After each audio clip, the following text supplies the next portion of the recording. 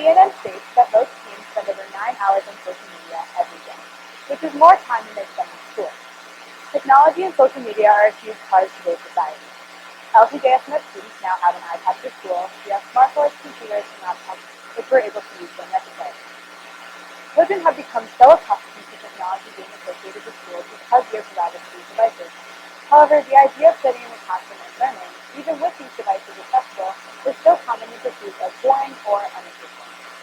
But what if there was a way to learn somewhere outside of the classroom that's equally as effective for student learning? If students find social media so much more appealing in school, why not create a social media-like platform that can educate them in the same way, but in a way they don't find so boring? So that's what I did. Over the past 7 months, I built, designed, and created a website meant to educate students through the internet. With over 50 posts, I created a platform where I could explore information to be shared and attempt to draw interest to an education-based website.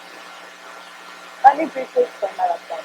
To start, it's called www.lmkinfo or letmeknowinfo.com. And its purpose was to educate teens in a way that would interest them. But I'll get into this purpose more in depth later. Most of the posts cover topics related to math, science, technology, or entertainment, and my expectation for the website was that the entertainment-related posts would draw more attention to the website than the educational ones would. Little did I know that by the end of March, I would receive over 1,000 views on a post about lunar eclipses. Weird, right?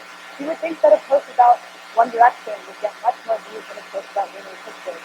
Well, you would be wrong, because this One Direction article got 427 views, and the lunar eclipses one got 1,150 views. I put up my first blog post on January 1st. It was a 2015 year in New Zealand. It wasn't my best work, and it took me less than 10 minutes to write. On its own, without telling anyone about my website, I got a total of 5 views, which at the time was life-changing to me. I continued posting every day, but now I've started to spread the word. I told everybody about my website, my classmates, my teachers, my grandparents, my relatives, and basically everybody I spoke to.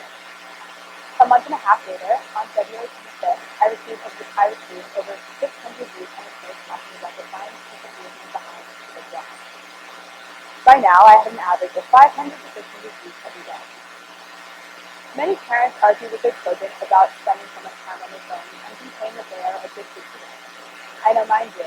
In fact, Bill Reed, a professor of psychology at Columbia University, stated that 6 to 10% of smartphone users display signs of internet addiction.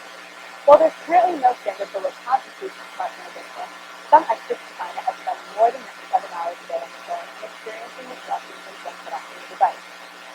Some would call this withdrawal FOMO, or the fear of missing out, which is something many people, including myself, experience when denied access to their cell phone for an extended amount of time. But what exactly does it mean to be addicted? Well, the dictionary definition of addiction is mentally or physically dependent on a particular substance. But I don't think this means that teens are dependent on Instagram, for example, or I could spend hours on my phone scrolling through Instagram. And I do, but I don't think what's so appealing about it is seeing what other people post, rather than the reward of seeing people's reactions to what you post. Raise your hand if you have an Instagram or Facebook account.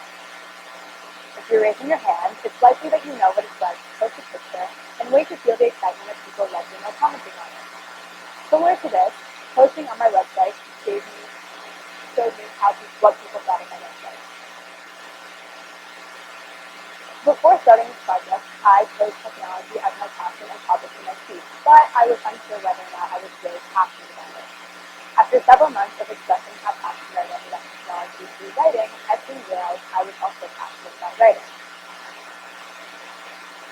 So what was the point of this? Why does it matter that more people read or commented on certain posts more than others? Well, take a look at this. I wrote this the first day I posted on my website, January 1st. My prediction: I think LMKinfo will receive at least 3 times as many views on entertainment posts than it will on educational ones. To keep track of this, I screenshotted the amount of views at the end of every day. Here's a comparison of the top 3 highest views for each category. Now, I'm not saying that everybody's more interested in education than they are in entertainment, because I'll admit, some of the things I post about aren't the most interesting things to read about, but it does have to say something that over 1,000 people read an article of mine about lunar eclipses, doesn't it? Well, let's see. Before entering the auditorium, I asked that all students write 1 word to describe school and put up the desk. Feel free to see it then. interesting. Anxiety, boring. But with all of these words describing school, a place you go to learn, how is it possible that over 1,000 people learn English without reading a picture? It's interesting that with all of modern technology we're able to use for school, most students still don't find it appealing. Like I said before, it's no surprise that parents and other adults are frustrated by the excessive amount of time that teens spend on social media. Why wouldn't they be? Our parents didn't grow up with Twitter and Instagram, and the information and ideas shared on these platforms are constantly gathering the attention of today's teens. The way the schools choose to create their learning environment has always been changing. First, schools were separated by gender, and then the next big change was collective. Schools separated organized their desks in rows, and then transitioned into clusters, and now sometimes row and chairs. While these might not seem like big changes, there are all ways that schools continue to become more modern, and the most current modernization of schools is adding more advanced technology. All teachers' motive, I assume, is to keep their students engaged and interested in what they're learning, but now it's possible for the students to gain control. The students have the ability and the tools to self-select the information they're learning. So, when thinking about trends in education, look backwards at how educational techniques have evolved, but also look forward at what benefits modern technology can bring us. So I still haven't really answered the question, why? Why is this important? Why is this relevant? And why does this really affect any of us at all?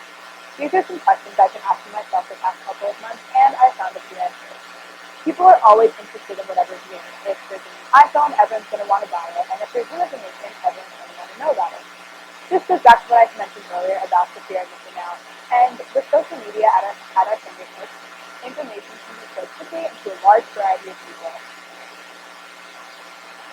A survey conducted by MyLife.com reveals that 56% of people are afraid of missing out on events, news, and important status updates if they're away from social networks.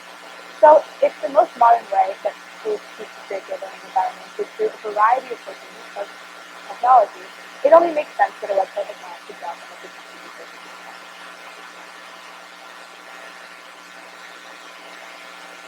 So, this year-long process has brought three very important things to my attention about my viewers, my teachers, and myself. Number one, we all know that social media can be an addiction. A slippery slope consumed by the syndrome commonly referred to as the fear of missing out.